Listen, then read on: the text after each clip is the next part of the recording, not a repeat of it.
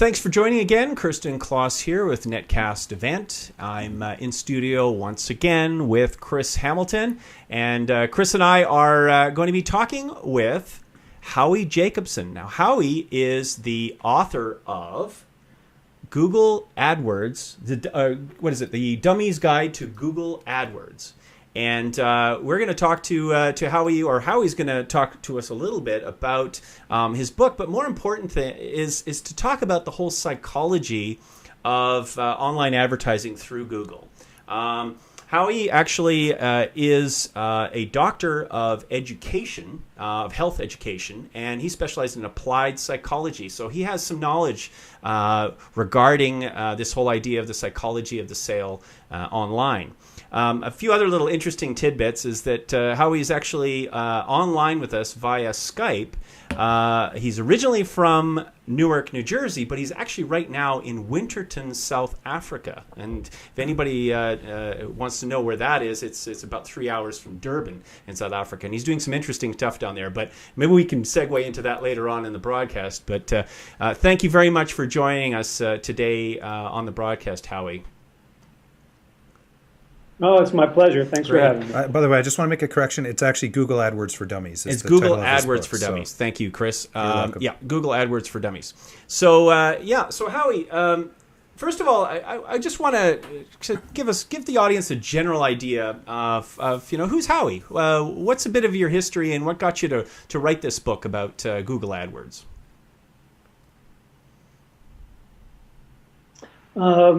Well, so I was doing online marketing and direct marketing, and in 2002, I went to a conference and first heard about Google AdWords, and it was the younger cousin of something called Overture then, which has since become Yahoo Search Marketing and then Microsoft Ad Center, and so I started with Overture, and in those days, it took about a week to get your ads and keywords approved, and most of them didn't get approved. They had live editors.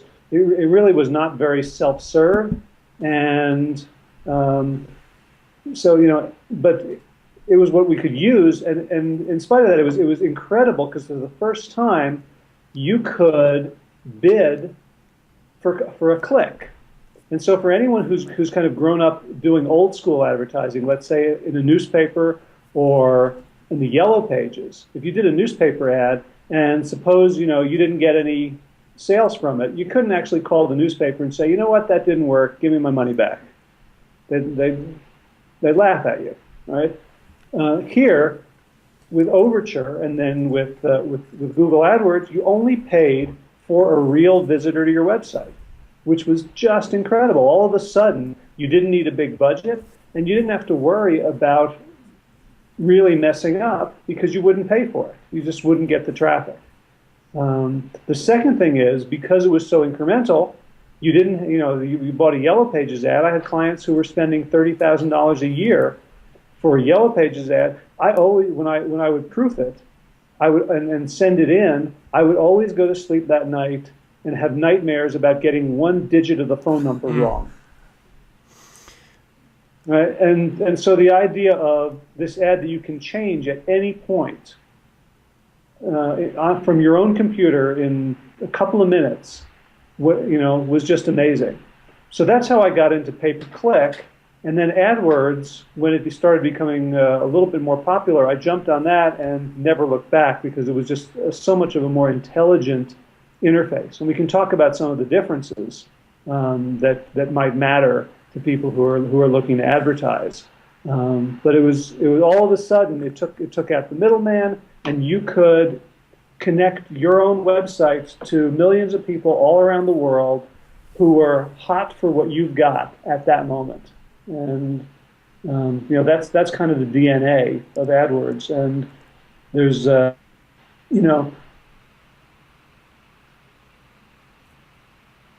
now we Howie, just take it from that. Take it from the top there. We just had you glitch out there for a second. Where did we leave off there? Just after After he was talking about DNA DNA, yeah. Just because you glitched out. The long distance has caused that issue. Okay. So in 2003, if you got into AdWords, it was very, very sexy because Google was now the biggest search engine. Everyone was looking on Google, and people who knew how to do AdWords had a huge advantage. Now AdWords is not so sexy anymore. It's been eclipsed in the public imagination by all forms of social media. But there are still things you can do with AdWords that you can't do anywhere else. And so I've decided to stick to the knitting and really focus on being an expert at helping people use AdWords to grow their businesses, not just through AdWords, but what we can talk a little bit later about how to use the AdWords data to improve everything else about your marketing. Well, it's interesting that you mention the evolution of the whole idea of Google AdWords, because there must have been a moment there. I don't know if it's a bell curve, but it's almost a moment where if it was gold. I mean, people could go in there and pretty much they'd instantly be at the top of the search results. And the audience wasn't as savvy as to the fact that those were advertisings at the top. So there must have been a heyday there for a while. And how long was that? And what were some of the opportunities there? Oh, I get sad thinking about it. Thanks, Kirsten. You've depressed a guest. But there's an upside to this. There's always an upside. Yeah, you could get, leads for a penny, leads for a nickel. There was very little competition, and a lot of people, and there were very few rules. So Google was mostly concerned, almost entirely in the first few years, entirely concerned with your click-through rate, which is how attractive is your ad to people who are searching.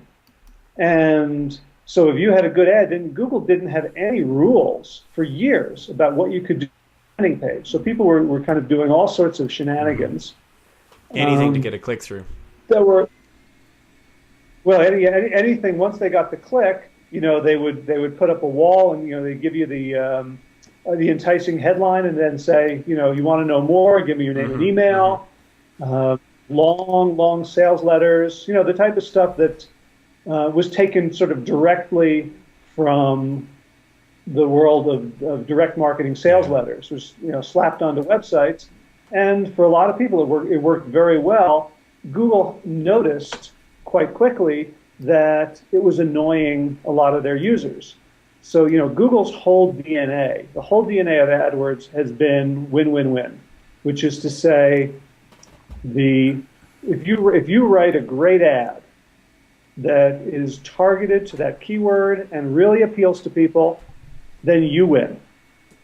If your prospect is searching and they see an ad that gives them exactly what they're looking for, solves their problem right then and there, they win. And when those two things happen, Google wins. If your ad isn't so good, Google doesn't make money because they only make money when your ad gets clicked. So the way they set it up was quite elegant and brilliant in terms of aligning the interests of the three stakeholders. And so what Google has done over the years is they've extended their reach and their assessment of the quality of your ads to not just the keywords and the ads, but the landing page and your entire website. So now you're the old days, Google was your girlfriend's dad, and all you had to do was say hello, and then you could drive off to Lover's Leap in the car. Now Google is insisting on coming along. Dad's riding in the back of the car with you.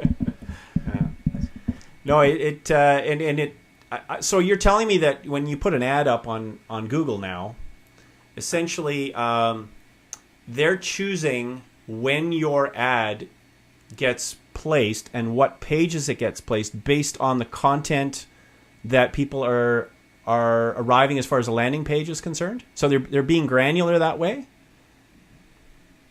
Well, mostly there's two elements. One is, Google, there are some programs where Google will choose your keywords for you, But the traditional AdWords is you choose your keywords. So you tell Google, I want my ad to show when someone searches for commodity trading or crystal water pitcher, or whatever it is. That's the person I want.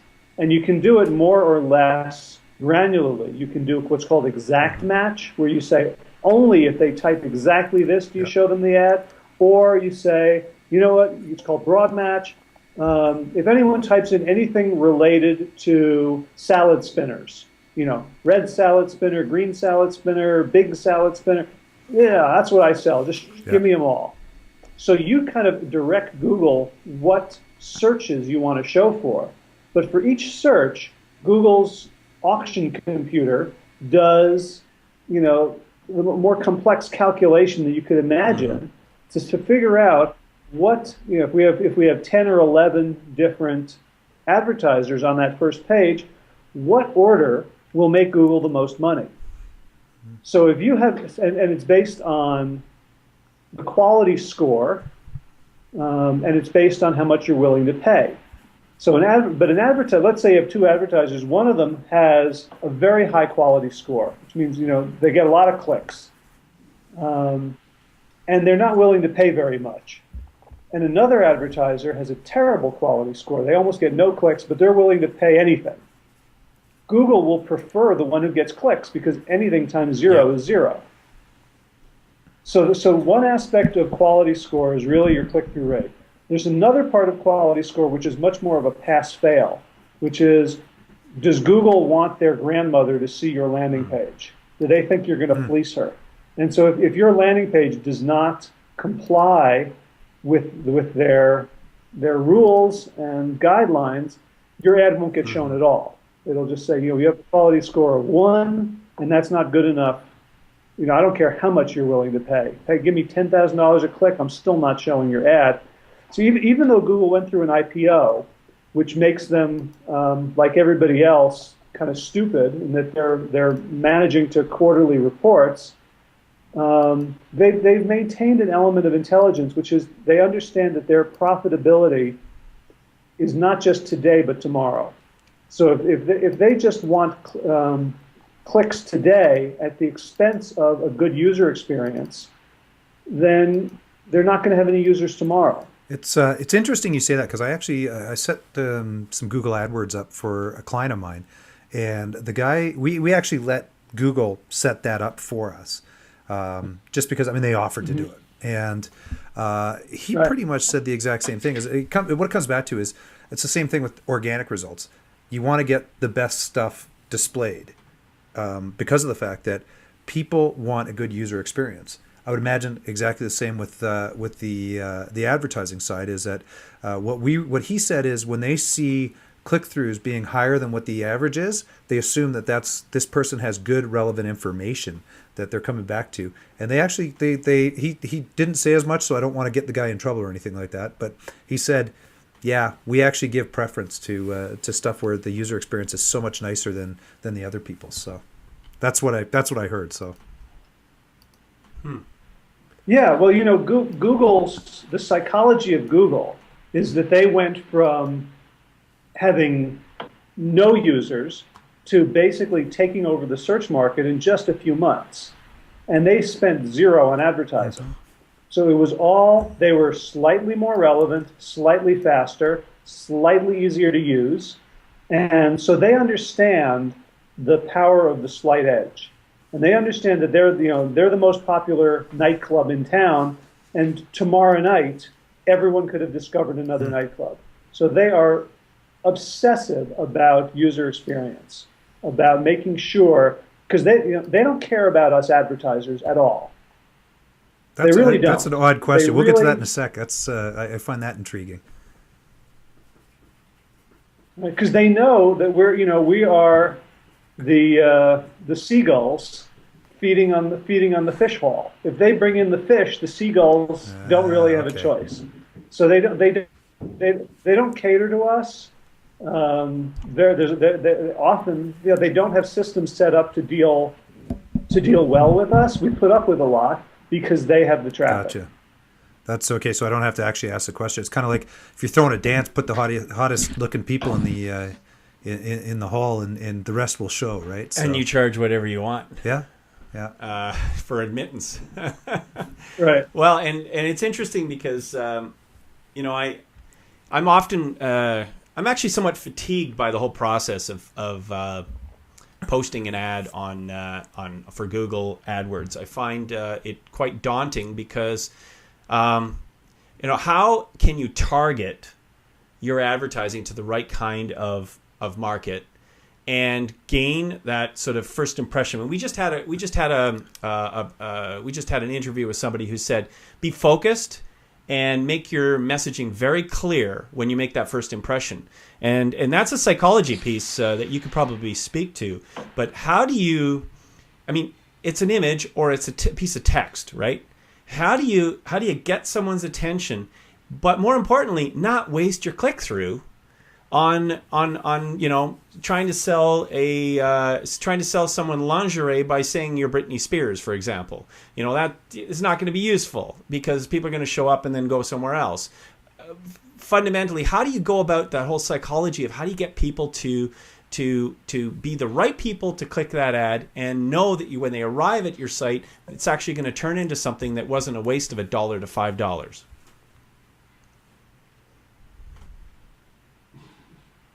Right. That's, in some ways, that's the most interesting part of AdWords is answering that question. So I'll take you through my process a little bit.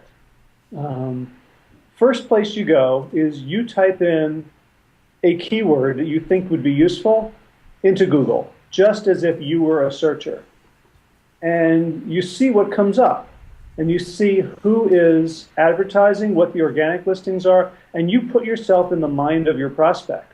And you look and see what's going on here. Is anything looking interesting? Very often, what you'll see is what I call a sea of sameness. You could look at all the ads, and they're all pretty much saying the same thing. In a lot of industries, you know, for example, one thing that's kind of a best practice is to put the keyword in the headline. So if you go and you do a bunch of searches, you'll see every single ad has the keyword in the headline, which means it's no longer a headline, it's wallpaper. Mm. So, you know, one of my favorite scenes in all of movies is the opening scene in Gone with the Wind, where Scarlett O'Hara is at the Wilkes family plantation for a picnic, and all these men are gathered around her, and they look exactly alike. They're dressed the same, they have the same haircut, they have the same expressions on their face, they laugh at the same things, they all offer to go get her dessert. And she's... And what does somebody need to do to get Scarlett's attention? And the answer is you have to be different in an appealing and relevant way. Yeah, you have to be extraordinary, I imagine, and we do hear that a lot from, you know, the likes of Seth Godin and being the purple cow and all of these kinds of analogies. But essentially, to be someone that stands out from the crowd. But in a keyword result, it also has to remain relevant so that people actually connect with the product that you're selling, and that when they do click, it actually results in something that isn't a waste of money. Right. So the first thing I recommend people do is create an avatar, which is a fake person who is their ideal prospect. So you think about, you know, if everyone's searching for a particular keyword, a lot of those people are not your prospect, either because their needs are different than what you provide, or they're out of your price range, or they're never going to believe you, or, you know, they're right-wing Republicans and you're a progressive Democrat, and, you know, that comes across on your site and there's just not going to be a connection. Whatever it is, most people are disqualified. So there are ways in which you can attract, your ad can attract your ideal prospect and repel or be invisible to everybody else. Because it's very easy to be invisible, right? All you have to do is not be answering the question, what's in it for me? And then people don't even see it. So the idea is to think about who is your ideal prospect and then turn them into a person. Because I don't know how to write an ad to a demographic, but I know how to write to an individual, just like writing a letter. So you kind of think, so who is this person? So for example, someone, I don't know, give me a keyword. We can do a real example rather than just hypothetical. I'm actually on Google right now. I was just as you were speaking, I was thinking I'm going to put in help with AdWords. Help me with AdWords and see what comes up. But do you have a keyword that comes to mind?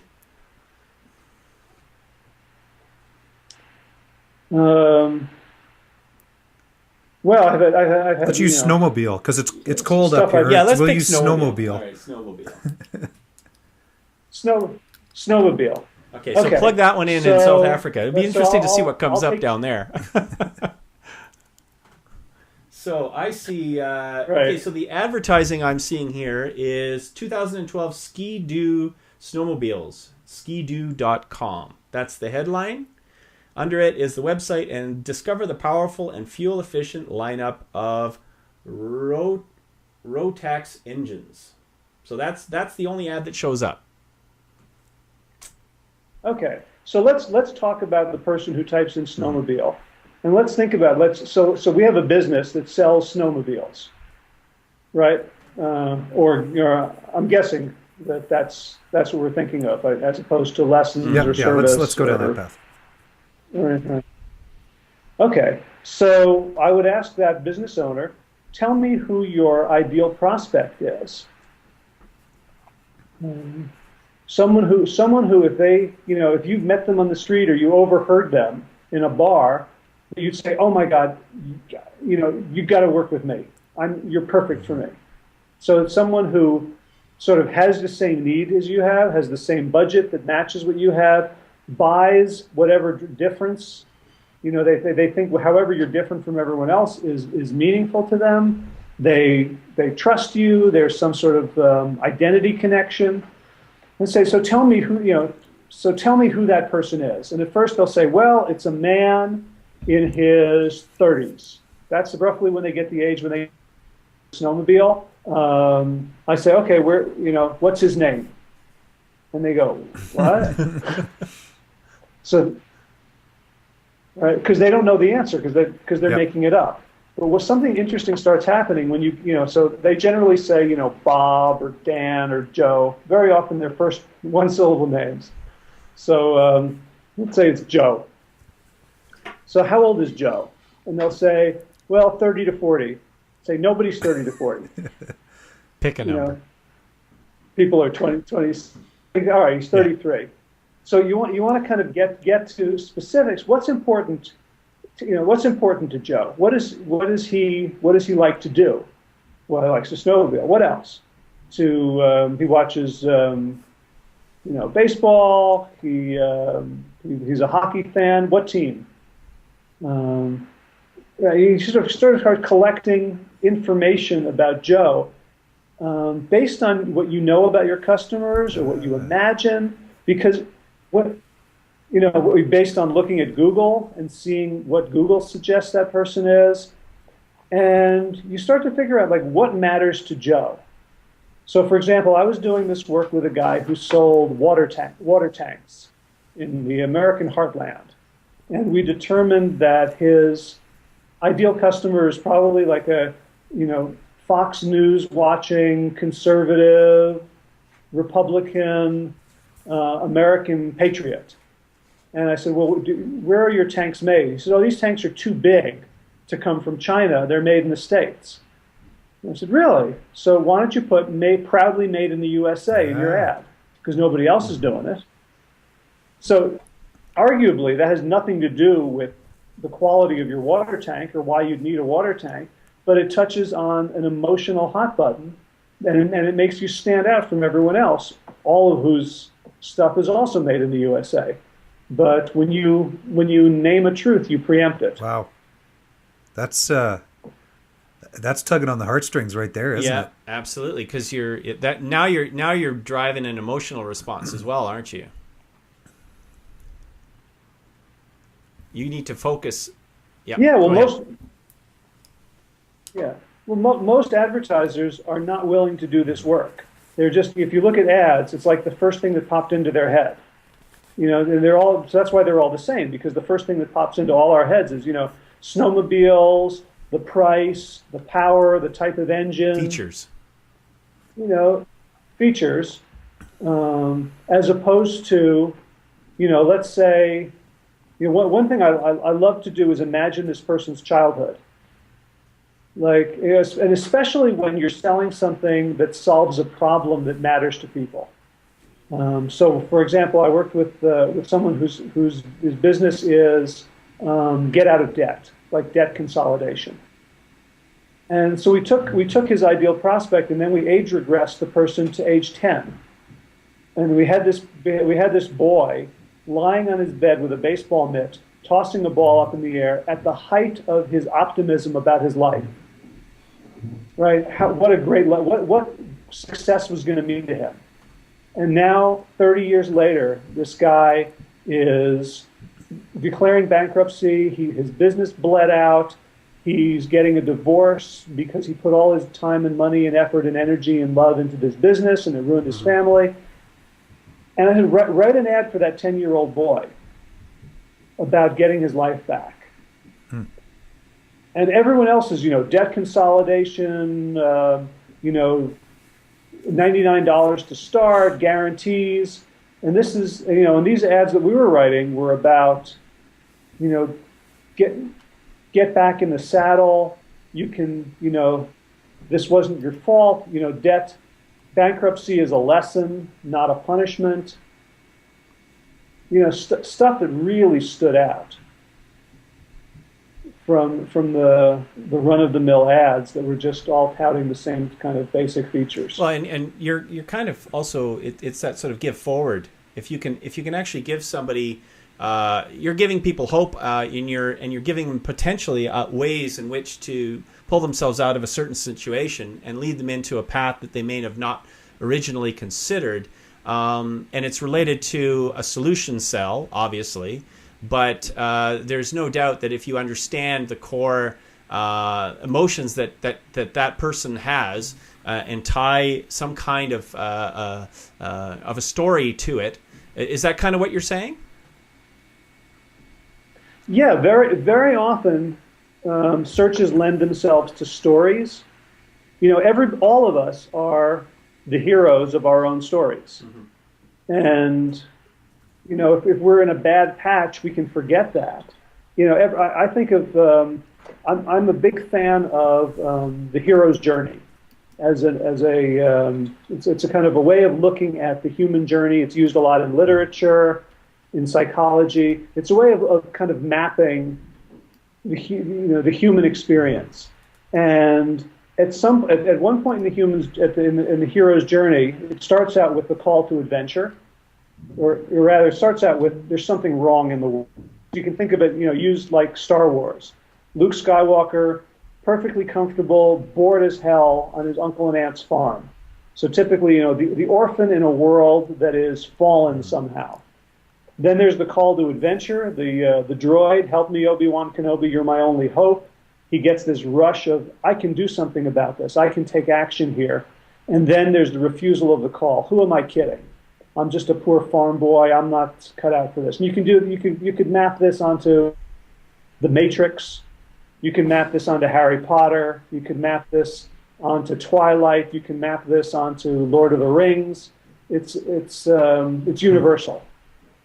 And what overcomes the refusal of the call is the meeting with the mentor. So he meets Ben Kenobi. He gets his father's lightsaber, and he's told your father was a Jedi. And the mentor gives the hero a tool, a magical item that both gives them more power and tells them who they are. Harry Potter finds out he's a wizard. His parents were wizards. They weren't killed in a crash. And all, you know, it's kind of returning him to his destiny. So now, I'm not talking about like trying to sell paper clips this way. But there's a lot of things that you can sell this way, because what people are looking for is they're stuck in some aspect of their life, and even in the little aspects, all of us are on these big epic journeys. Like if you look at your clients as they just want a camera, or they just want some crystal, or they want this or that, you're missing the bigger picture, that all these things are in our minds are metaphors for the big things we want, which is sort of meaning and a brilliant arc of life. So there's a lot of ways to tap into that, and you don't have to use, there are just words that we can use that can tell people, I'm the mentor you're looking for. You're the hero, I'm the mentor. Or, here's the adventure you're on. Even for something like a digital camera. Why does somebody want that camera? What is that going to them? What is that going to enable them to do? So you're saying sorry to interrupt. You're saying look at the solution that is the potential, and then focus on the journey as opposed to the features. The journey to draw that potential client through in order to get that solution for them. Is that correct? Yeah, I think everybody wants to believe they're living an epic life, and everybody is. My son just turned 12, so we have the occasional sex education conversation, and he is utterly fascinated by the fact that he beat out like 8 billion other sperm. Yeah. Like he feels like such a winner. It's so beautiful, because when you think about it, gosh, we've all won the Olympics. At least that's a very glass half full kind of approach, isn't it? Very optimistic.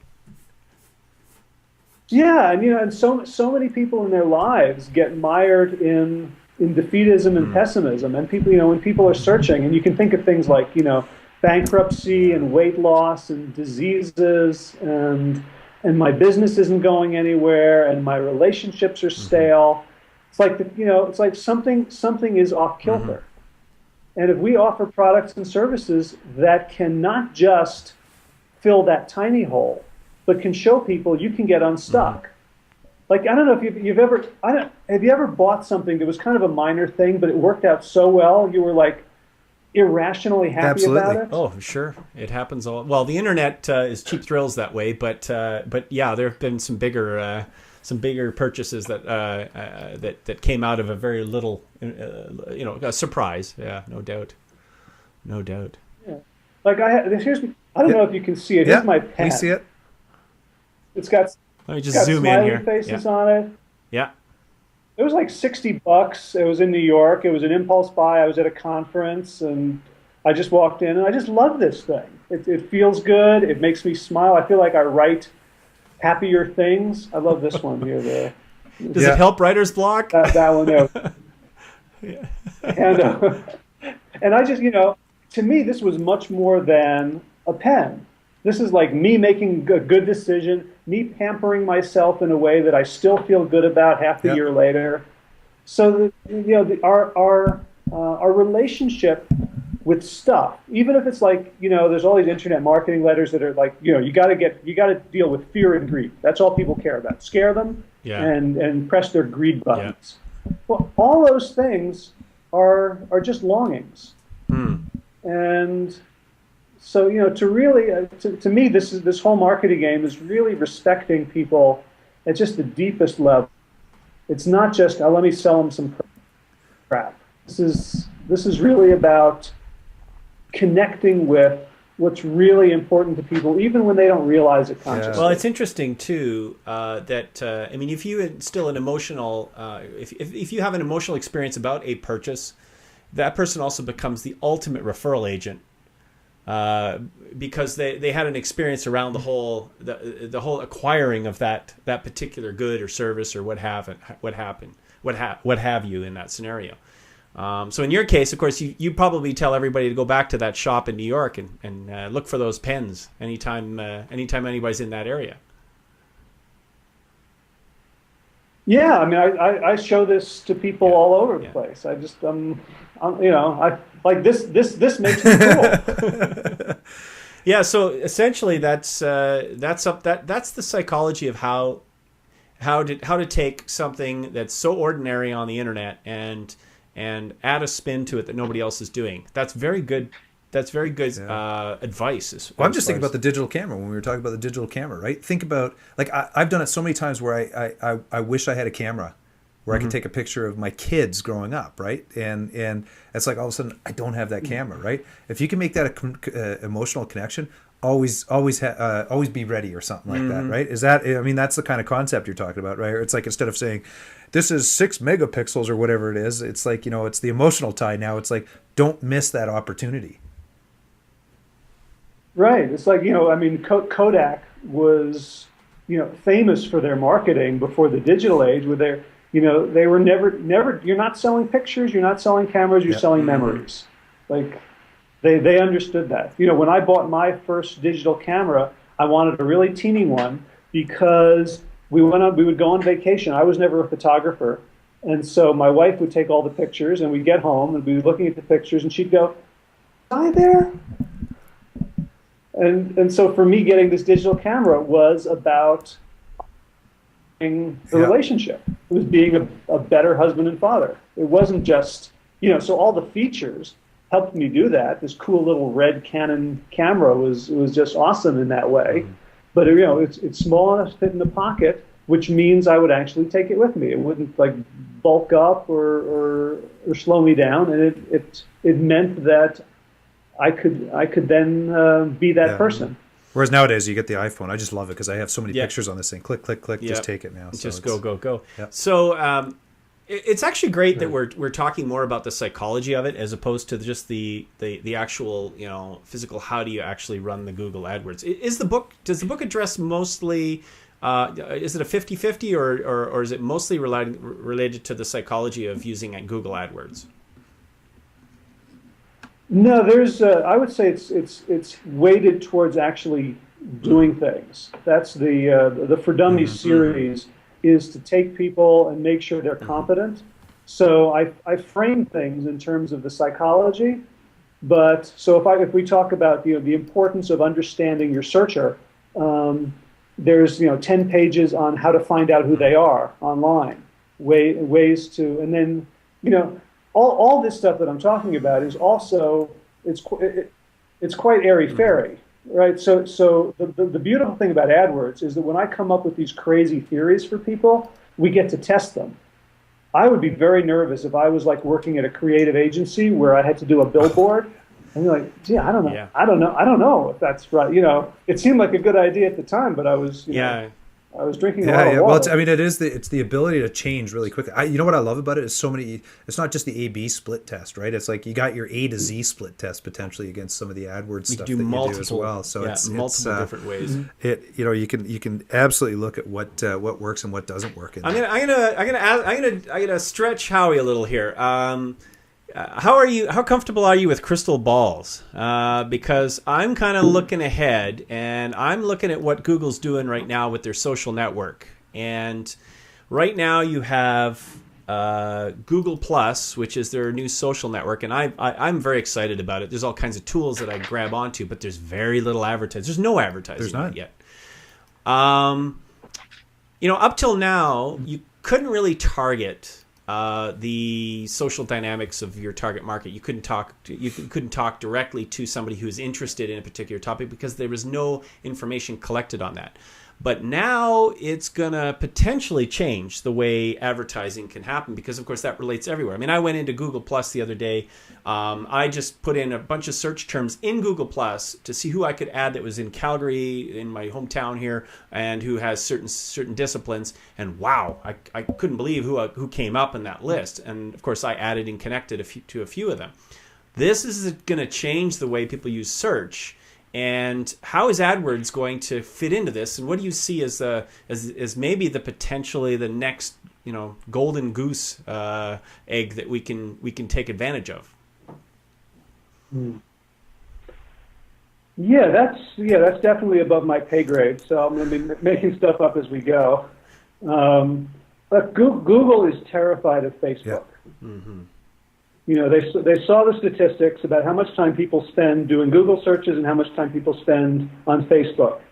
And So Google Plus was, their second or third attempt to outgun Facebook. What they discovered was that people like to hear from people. So Google, for a lot of searches, especially like local searches, Google search represents a failure of community, a breakdown, right? You want to know who's a good plumber. What you want to do is ask your neighbor, hey, you got any good plumbers?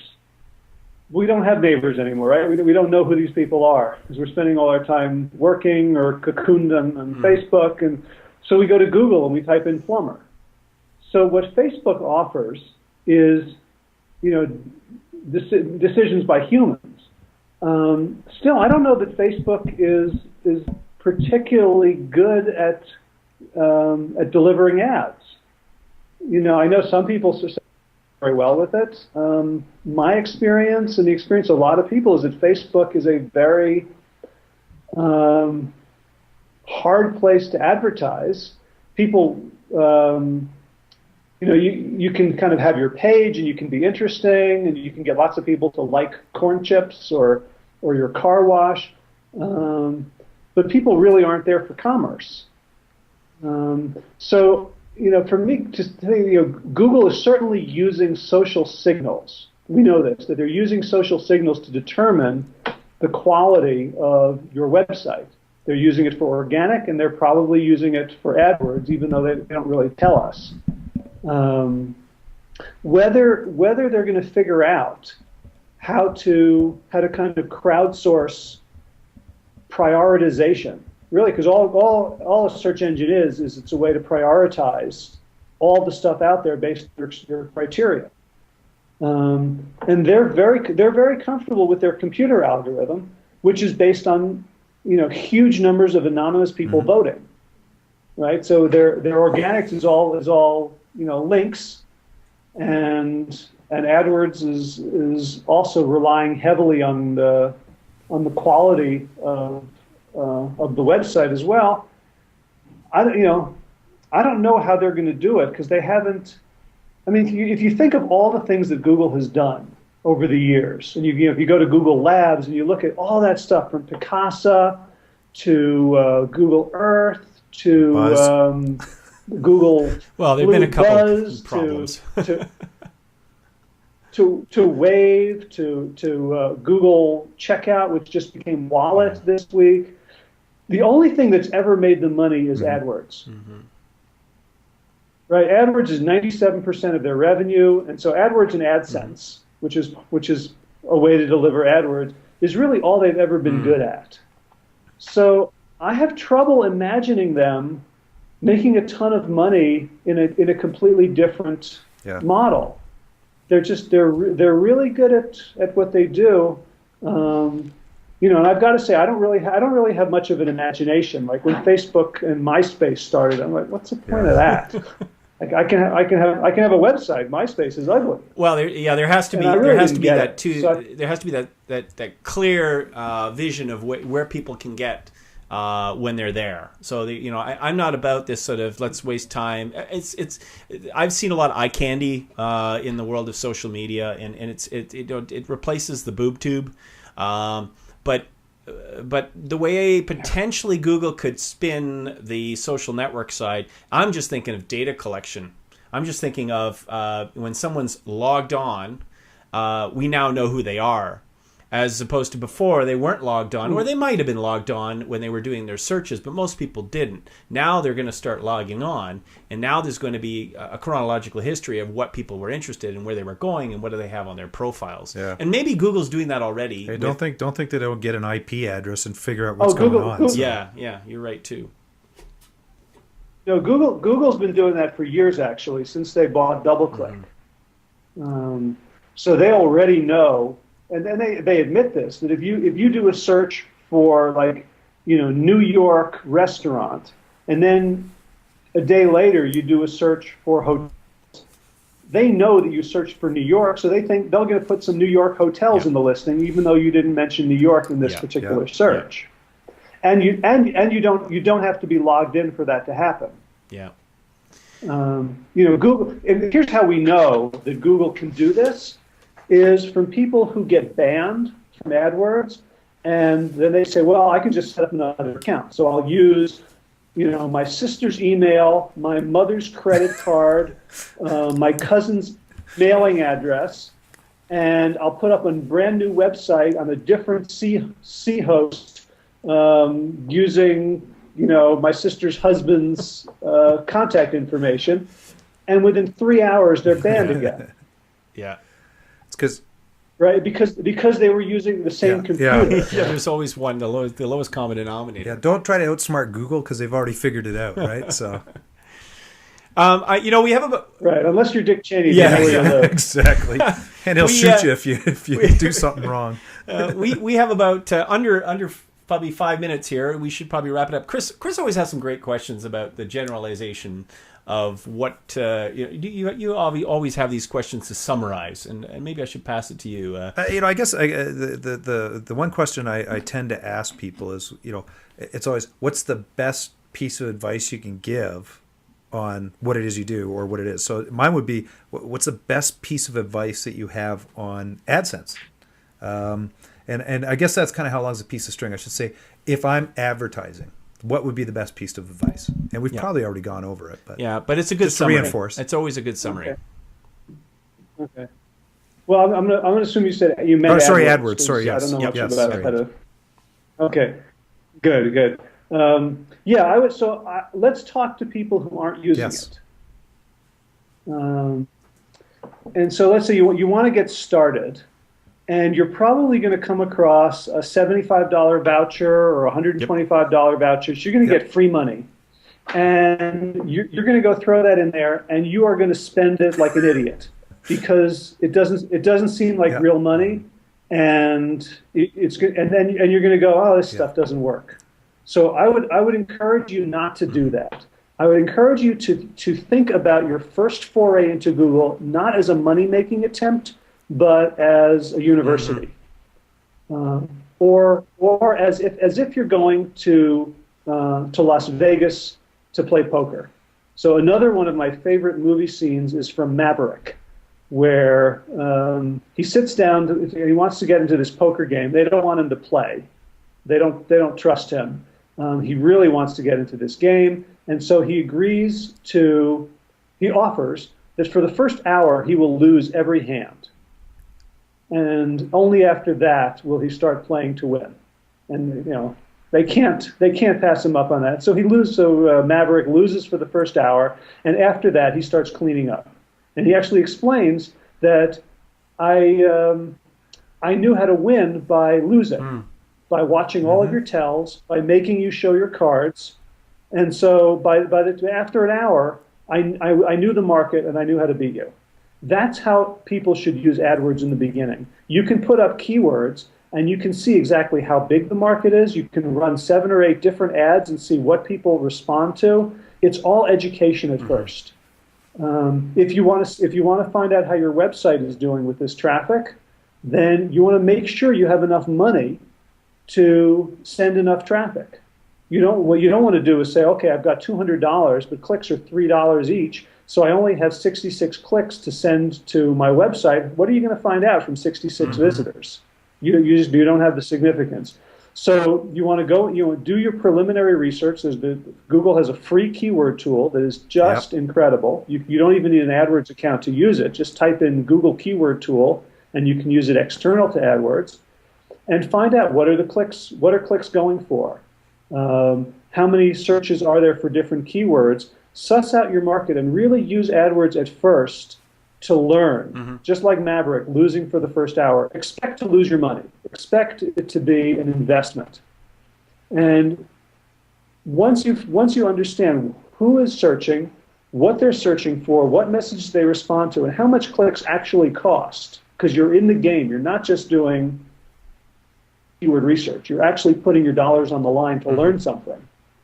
At that point, you can then say, okay, if you're at 50% of break even, you're doing great. To expect to make money off the bat is like, going to on Let's Make a Deal and having, 1 million curtains and say, "Oh, I'm going to pick the winning curtain right off the bat." You know, as opposed to, well, let's open 999,000 of them, and then that'll improve my chances. Your opening foray into Google should be to learn the market intelligently, and so to spend that money as if it was your last $100, instead of kind of throwing it away like monopoly money. It's interesting because I often tell people, I do a lot of sales and marketing consulting with companies, and what I say to these companies is, whatever you do, when you implement something, the next day, if it's like planting a tree, you dig it up by the roots to see if it's growing, right? Mm-hmm. And it's like you have to get into it, and you have to let it run for a period of time to understand. Like, it's people that build a website and expect to have that 100,000 hits in the first day, and it's like they come back and they realize they have like 50, 60 hits over the first week, and they go, "How come this isn't working?" It's like it is like anything. It takes time. It takes time to understand kind of the nuances and everything. Can I just interject? There's one question, and again, this is going to be an opportunity for you to plug your book a little bit here. So there seems to be a lot of books on Google AdWords. What makes yours unique? And of course, what the name of the book? Well, we mentioned the name of the book. This was earlier on in the broadcast that this question was asked. This is from Al. So Alan. So if you wouldn't mind maybe summarizing that for the audience, I think that would be a good way to wrap it up. Okay. Well, my book is yellow and black, and the others they're black and yellow, aren't they? So I mean, well. There's a lot of my friends also write AdWords books, and I have them all, and I use them, and they're all useful and brilliant. What I've heard from people is that my book, and I have to say that I'm a co-author this time. I have two additional co-authors, Joel McDonald and Christy McDonald, who are not related to each other or to me, and we've tried to make this book very accessible to beginners. So it's in the For Dummies series, and those editors are just amazing at really kicking our butts about making this, easy for people to read. They actually hired dummies to go through every chapter and try the stuff that we teach. And if they say, I don't understand what to do here, it's really, user testing. We have to go back and do extensive edits to make sure it's understandable. So that's something that I don't take credit for, but I'm very proud to be associated with. There's also some stuff that we do, and a lot of this comes from my collaborator Joel McDonald, he's really like a mad scientist. See, I'm sort of the philosopher poet of AdWords. He is the mad scientist who has developed granular techniques that were just better than anything that I was doing or had seen or teaching, and we share those in the book. So there's a whole chapter on sort of managing your account in about 15 minutes a month, which totally blew me away. There's a technique of his called campaign cloning. Have you guys seen the movie Moneyball? No, I have not. No, I haven't seen it either. Okay, well, this is. I don't know if the movie's any good. The book is just incredible, and it's about basically how one baseball team that had half the salary money of another team won the same number of games. So how they did, how they won with half the resources. And campaign cloning is the AdWords equivalent of that. How you can find, really granular bits of information, like people who are over 65 are more likely to become your customer, so you should bid more for their clicks. Or people in Australia aren't worth as much as people in England, so you should bid down there. So it's all these little tweaks that you can see that can really give you the advantage. We should get him on next, and I think that's a great introduction to a potential webcast again, to go into the more details. But it's like you said, it's always important to identify who you're selling to and understand and put yourself in their shoes. And I learned a lot from that aspect of the interview, Howie. Thank you very much. Oh, pleasure. So I think we're going to wrap it up. We had a few questions. On the hour, we want to cut this short. If there's any more questions, first of all, this will now be a rebroadcast, and feel free to ask questions in the question forum. We're going to forward those questions on to Howie. And by all means, check out the websites. AskHowie.com. And there's another website as well. It's more of the business website, virtuvianway.com. So those are two areas in which you can get a hold of Howie.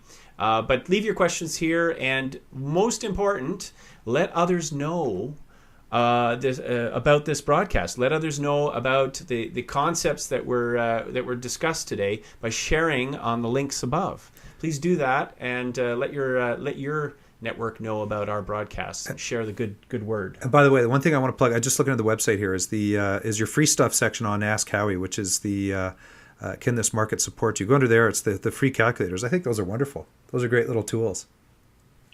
Yeah. Yeah, and you can just grab it and stick it on your own website.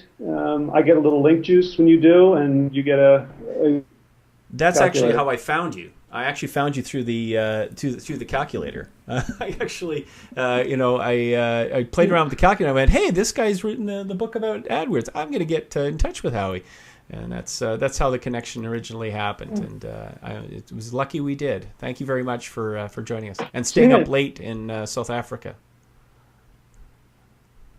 Yeah, so I'm pleased to hear about the calculator. I'm better at SEO than I thought.